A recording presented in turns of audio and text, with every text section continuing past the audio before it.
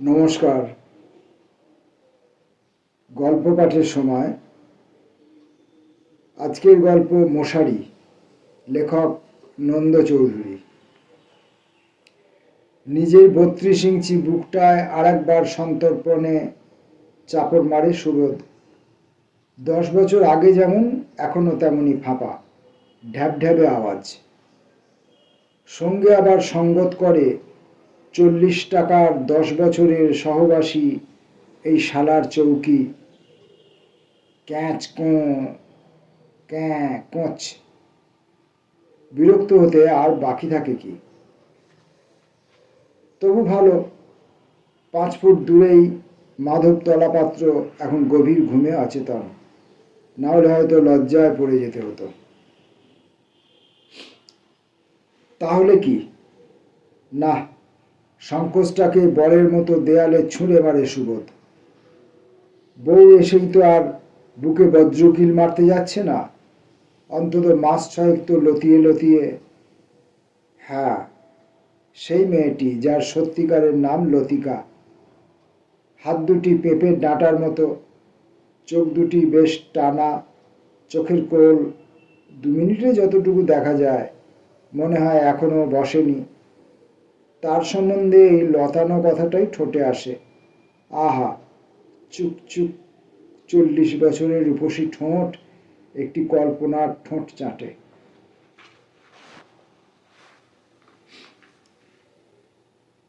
তবু একটা ঠাস কালো গোবরে পোকার মতো ভয় ৩২ ইঞ্চি বুকের ভিতরের খাঁচায় কলিজাটা খিমচে ধরে। এই ডাকাত ভয়টাই হরদম কলিজাটাকে শাসন করে। না হলে তো কবে লতিকা না কোন যুথিকা, যুথিকা না হোক মল্লিকা ভেতরের চৌকাঠের টবে ফুটে থাকত। আসলে সুবোধ নামটা যার দেওয়া, সেই গোলক গোবিন্দ দাস অর্থাৎ সুবোধের স্বর্গীয় পিতৃদেব তার নিজের স্ত্রীর সঙ্গে যে মনোহর উদ্যান রচনা করেছিলেন, একমাত্র পুত্র হিসেবে সুবোধ সেখানে বছর ৬ হামাগুড়ি দিয়েছে। সেই ৬ বছর বয়সের কথা এত বছর পরেও সে নির্ভুল উগরে দিতে পারে। সেখানে ছিল গোলক গোবিন্দ এবং তার দড়িকলসি শ্রীমতী তুলসী দেবী। স্বামী গোলক গোবিন্দ, বয়স ২৬, সাং ওলতরা, মন্তেশ্বর জেলা, বর্ধমান। সে উদ্যানের একমাত্র উৎপাদন জম্পেশ ফণিমনসা, যা কিনা দারিদ্র্যের বালুভূমিতে ভালো ফলে এবং দ্রুত বংশ বিস্তার করে। সেই কাঁটা যার নির্বোধ আঘাতে হৃৎপিণ্ড ফুটো হয় এবং সম্ভবত সেই কারণেই শ্রীযুক্ত গোবিন্দ দাস ৩৬ বছর বয়সেই বাঁচার এক বুক ক্ষুধা নিয়েও শুধু তুলসী কাঁটার থেকে অব্যাহতি পাবার লোভে ইহলোক ছাড়ে। তারপর মায়ের আশ্রমে ঘাস কেটে আর গোবর কুড়িয়ে আরও কয়েকটা বছর কাটে তার। সুবোধের জন্মান্তর ঘটে এক পিসের হাতে। বর্ধমান শহরে কাটা কাপড়ের দোকান ছিল তার। দয়ালু আত্মীয় হিসাবে সে তাকে নিয়ে আসে। ইচ্ছে ছিল দোকানদারির হাতে কলম ওখানেই ধরাবে, কিন্তু সুবোধ ধরে বসল সত্যিকারের ঝর্ণা কলম এবং প্রথমে স্কুল, তারপর রাজ কলেজ থেকে বিএ পাশ করে বসল। শ্রীমতী তুলসী রানী দাসী গ্রামে এতদিন কায় ক্লেশে কাটাচ্ছিল। এখন ছেলে লায়ক হয়েছে শুনে সেই চিরন্তন দাবিটি নিয়ে হাজির হয়। সুবোধ তৎক্ষণাৎ জাতিস্বর হয়ে ওঠে এবং পূর্বজন্মের কথা সে নির্ভুল স্মরণ করতে পারে। ফলে সেই রাত থেকেই সে পলাতক হয় এবং কলকাতায় এক বন্ধুর বাড়িতে আশ্রয় লাভ, এক সওদাগরি অফিসে ঘনিষ্ঠ কেরানির চাকরি, এসব এক পূর্ব নির্দিষ্ট বিধিলিপির মতো তার অদৃষ্টে একটার পর আর একটা ঘটে যায়। তারপর স্বাভাবিকভাবেই আসে এই মেষ এবং এই ৩ ফুট বাই ৬ ফুট চৌকি, যার বয়স 10 বছর এবং তৎকালে যার মূল্য 40 টাকা। ঠিক 5 ফুট দূরে মাধবতলা পাত্র এখন ঘুমের তলানিতে মজে আছে। ফিনফিনে মশারির ভেতর তার উদম শরীর স্পষ্ট দেখা যায়। হুগলির কি যেন একটা গ্রামে বাড়ি। প্রতি শনিবার এবং ছুটির দিন উদ্বেল ব্যস্ততায় সেখানে ছোটে। স্ত্রীকে সঙ্গে নিয়ে এসে সোমবার এসে অফিস করে, আর মেসে এরকম বেদম ঘুমায়। তার ঘুমন্ত মুখ হাঁ হয়ে থাকে, ঠোঁট কুচকুচ করে নড়ে। প্রেমের মধু ভরা স্মৃতিচারণ না কলহের দমকাদমকি সুবোধ অনেক ভেবেও বুঝতে পারে না। সুবোধ ঘুমায় একটু বেলা অবধি। ততক্ষণে মাধব স্নান সেরে অস্ফুট সাপ খেলানো সুরে কি একটা মন্ত্র উচ্চারণ করতে করতে হাতের মুদ্রায় মাথার দিকে টাঙানো লক্ষ্মীর ছবিকে বন্দনা করে। তখন তার মুখময় এমন একটা চপচপে ভক্তিভাব লেপ্টে থাকে, যার সঙ্গে গত রাত্রের স্বপ্নিল মাধবতলা পাত্রের মুখভাব মেলানো শক্ত। সুবোধের হাসি পেয়ে যায়, ফলে আর কিছু জিজ্ঞাসা করা হয় না।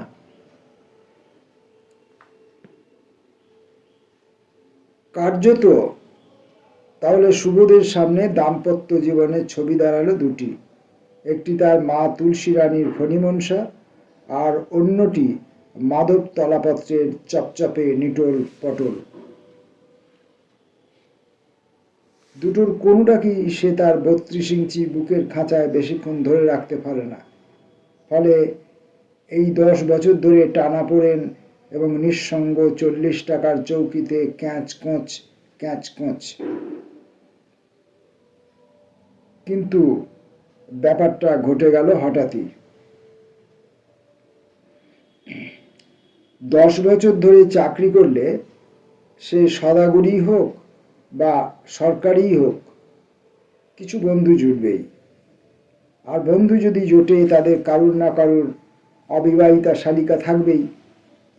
আর শালিকা থাকলে জামাইবাবুরা মাসে 2000ই অবিবাহিত কাউকে পেলে, হোক সে 40 বা তার বেশি, তাকে প্রলুব্ধ করতে ছাড়বে কেন? এই সূত্র অনুসারেই শ্যামাচরণ বহুদিন তার পিছনে লেগে আছে। সুবোধের দাম্পত্য জীবনের অনীহার কারণগুলি খুঁটিয়ে সংগ্রহ করার জন্য তাকে বহুবার এই মেসে আসতে হয়েছে, এবং সুবোধকে কারণে অকারণে শালীর গুণপনা কথায় এবং কাজে ডেমনস্ট্রেট করতে হয়েছে।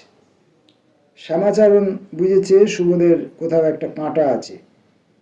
সে তাড়া না করে টিকটিকির ধৈর্যে সুবোধকে মাত করেছে। সুবোধও ধীরে আবিষ্কার করেছে, ফণী মনসা ও নিটোল পটল ছাড়াও জীবনে অন্য কিছু আছে। লতিকার বাহুগুলি পেঁপের ডাঁটার মতো হলেও শরীরের অন্যান্য অঙ্গ প্রত্যঙ্গ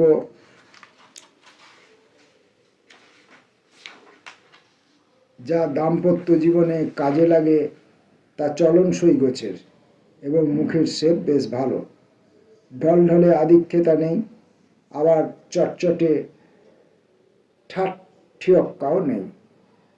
স্পষ্ট কথা বলে, এরকম একটা ধারণা হয়। অন্তত সুবোধের এইসব মনে হয়েছে। 40 বছরের পিতৃপরা ক্ষুধা নিয়ে এইসব বিচার কতটা সঠিক তা নিয়ে কেউ প্রশ্ন করতে পারে, কিন্তু এটা ঠিক মেয়েটিকে সুবোধের মনে ধরেছে। শ্যামাচরণ আবার এত সাবধানী যে সুবোধের কাছ থেকে আভাস পাওয়া মাত্র কথাটাকে একটু বেশি চাউর করে দিয়েছে। মেসের ম্যানেজার হরিপদবাবু রসিকতা করে বলে ফেললেন, সুবোধবাবু, মেসের শেষ রজনী তো আপনার ঘনায় এলো, কিন্তু ছাড়ুন, আমরা একটু ভালো মন্দ মুখে তুলে আপনাকে ফুলচন্দন দিই। সুবোধ ঘেমে ওঠে। কি যে বলেন! ভঙ্গিতে সে পেরিয়ে যায়। তাল করতেই হরিপদ তাকে টেনে বসায়। আরে মশাই, বিয়ে তো আমরাও করেছি না করিনি, তা এত ঝুঁকপুক করার কি আছে? আমাদের ছেলে গিয়ে সৎমার হাতে সংসার, বাপ বেদেবার গা করে না। সোজা একদিন বলে দিলুম, দেখুন বাবা, সারাদিন খেটে খুটে এসে রাত্রিরেই নিজের বিছানা নিজে ঝাড়া আর মশারি টাঙানো, এ দুটো ভালো লাগে না। বাপ মন দিয়ে শুনল, গম্ভীর হলো, বুঝলো এরে খেপেছে। ব্যাস, তোড়জোড় শুরু হয়ে গেল। সুবোধ উঠে পড়ে। হরিপদ হামলে ওঠে, আরে মশাই, শেষটুকুই তো শুনলেন না। বললে বিশ্বাস করবেন না, বিয়ের 6 মাসের মধ্যেই কলকাতায় চাকরি, তারপর থেকে এই মেষ। শালা বিছানা ছাড়া আর মশারি টাঙানোর ঝলখলি আর হাত থেকে খসল না। বাড়ি সুন্দর একটা সমাধান পেয়ে গেল সুবোধ। সত্যই তো, বিবাহ কেন? এমতো গুরুগম্ভীর একটা প্রশ্ন নিয়ে কদিন ধরেই ওলটপালট খাচ্ছিল সে। পুত্রার্থে ইত্যাদিতে মন ভরে না। পুত্রই যে হবে, আদৌ কিছু হবে কি না, হলেই বা কি, এসব নিতান্ত অবান্তর প্রশ্নোত্তর ক্রিয়া। তার চেয়ে তো ঢের ভালো, কি সুন্দর বিছানা ঝাড়া আর মশারি টাঙানো, মশারি আর বিছানা। বস্তুত মেষ জীবনের গত 10 বছর এই প্রাত্যহিক জৈব কর্মগুলি সে নিজেই নিয়মিত করে আসছে বটে, কিন্তু এগুলির অন্তর্নিহিত গ্লানি সম্পর্কে সে শতকরা 200 ভাগ ওয়াকিবহাল। বিছানা ঝাড়া আর মশারি টাঙানো, এই জন্যই বিবাহ। অহো, কি মহান যুক্তি! সে রাত্রে বিছানা ঝাড়া আর হলো না। মশারির খুঁটগুলো নমনম করে লটকে নিয়ে শুয়ে পড়ল সে। বিজ্ঞজনেরা বলেন, কোনো বস্তুর সঠিক অনুভবের জন্য তার সমাপ্তির সম্ভাবনা প্রয়োজন। সুবোধ তার নিজের জীবন থেকে, এই গুরুভার কর্তব্য দুটির থেকে মুক্তির জন্য অস্থির হয়ে পড়ল।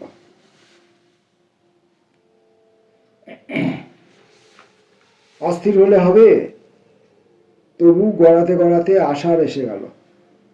বজ্রমানিক দিয়ে গাঁথা সেই ঝরঝরে আষাঢ়, যা কিনা মুখকেও করে বাচাল। পরনে ঢাকাই শাড়ি, কপালে সিঁদুর, এরকম কারুর যাতায়াত শুরু হয় নেহাত কোনো কেরানির 32 ইঞ্চি বুকের খাঁচায় সংকীর্ণ কল্পনার আকাশেও। ফুলশয্যার আয়োজন হয়েছিল শ্যামচরণের দুখুপড়ি ঘরের একটি নিয়ে। সুবোধের জন্য বাড়ি একটা ভাড়া নেওয়া হবে, কথাবার্তা চলছে। ঝড়ো ঝড়ো বরিশন মুখর রাত্রি, পুরনো খাটের উপর নতুন বিছানা। সুবোধ একটি পান চিবোতে চিবোতে লতিকা রানীর অপেক্ষায় দরজার দিকে চকিত চাউনি ছুঁড়ছে। মশারিটি আজ টাঙানোই আছে, শুধু ফেলে নেয়ার অপেক্ষা। আজ থেকে তাহলে ছুটি। সে ছোট্ট একটি চোরা নমস্কার করে মশারিকে, আর সেই মুহূর্তেই লতিকাকে ঘরের ভেতর ঠেলে দিয়ে দরজা বাইরে থেকে দড়াম করে বন্ধ করে দিল শ্যামাচরণের বউ।